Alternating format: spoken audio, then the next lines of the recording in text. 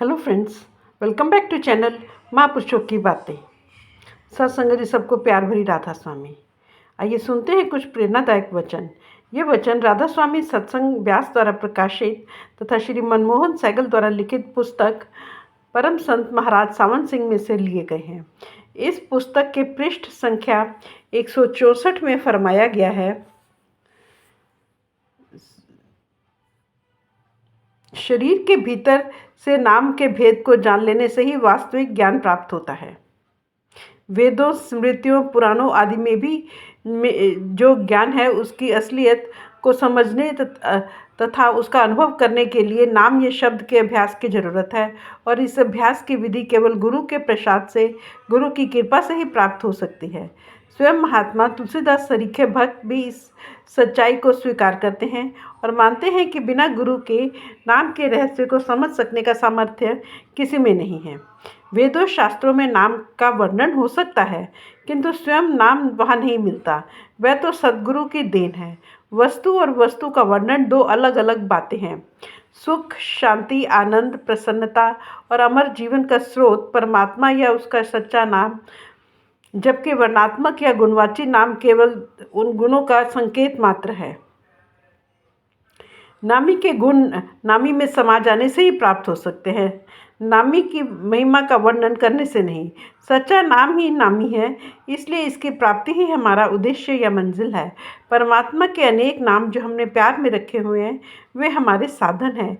गुरु अर्जन देव जी का कथन है, प्रभु के सच्चे नाम के मिठास का अनुभव तभी होता है जब हम शरीर के भीतर साक्षात्कार उस नाम या नामी में समा जाते हैं। नाम 9 निधियों और 18 सिद्धियों की खान है। जब समाधि की अवस्था में अंदर इस नाम की अनाहत ध्वनि सुनाई देने लगती है तो ऐसा हैरान कर देने वाला आनंद प्राप्त होता है जो कहने सुनने का विषय नहीं है। नाम ही परम सत्य है। नाम और नामी में कोई भेद नहीं है, इसलिए महाराज जी नाम को ही परम सत्य बताते हैं।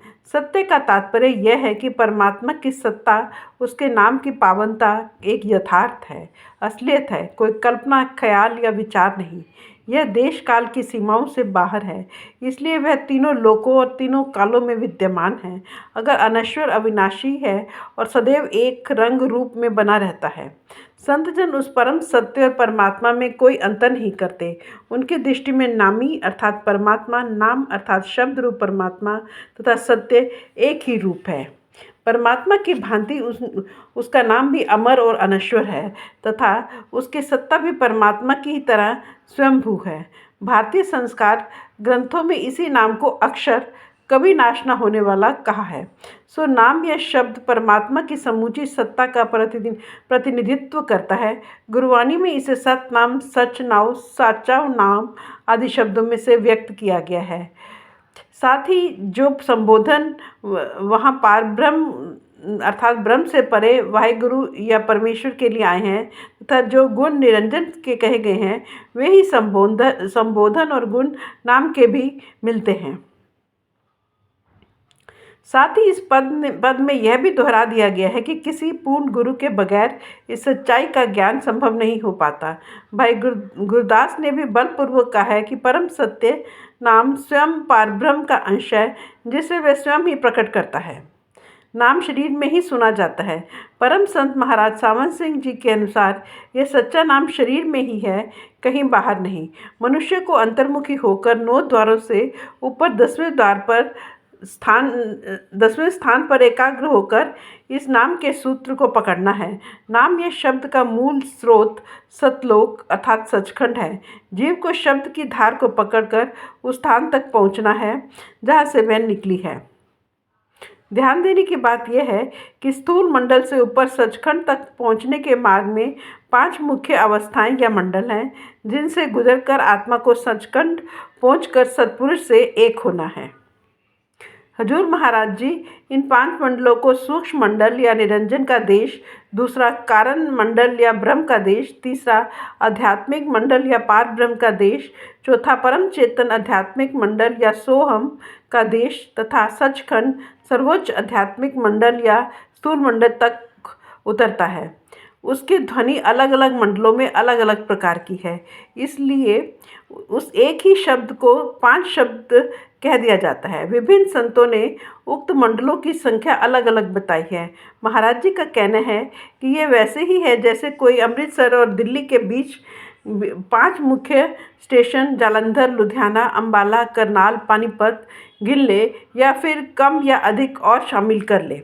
संतों ने आंतरिक रूहानी मंडलों की संख्या तथा उनमें सुनाई देने वाली शब्दों की संख्या 5 ही स्वीकार की है।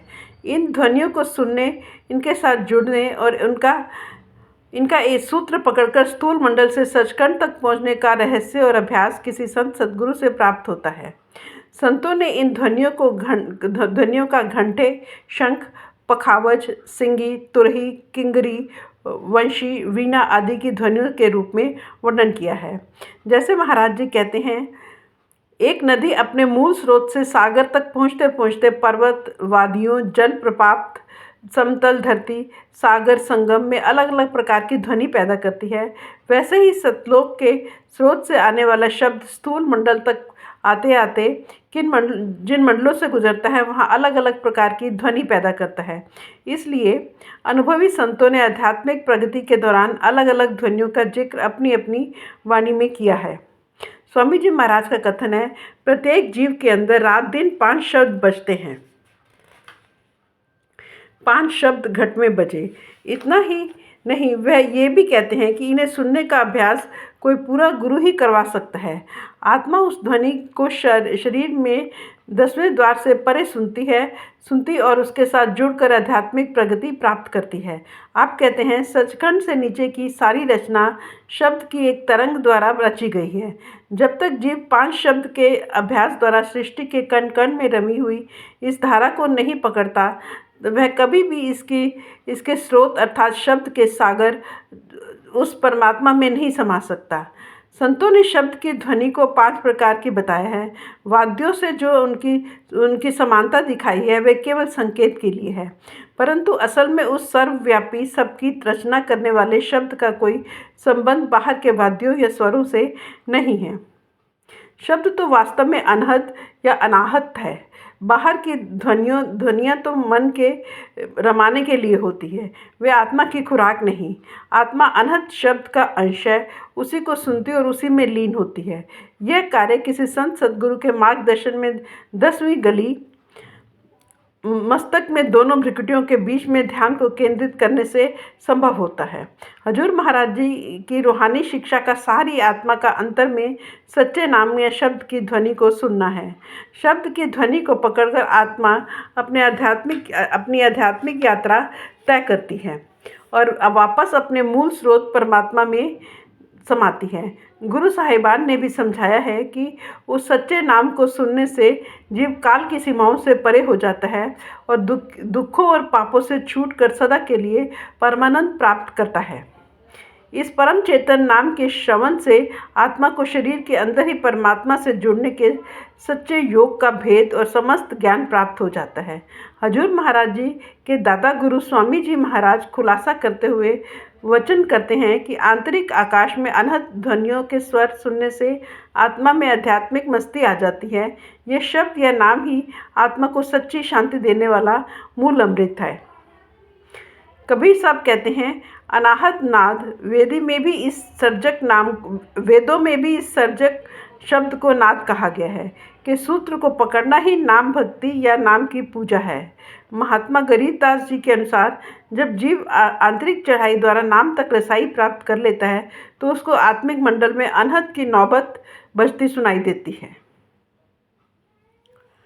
फ्रेंड्स, अपनी इस वीडियो को आज हम यहीं समाप्त करते हैं। अगले वीडियो में आगे बढ़ेंगे। Thank you.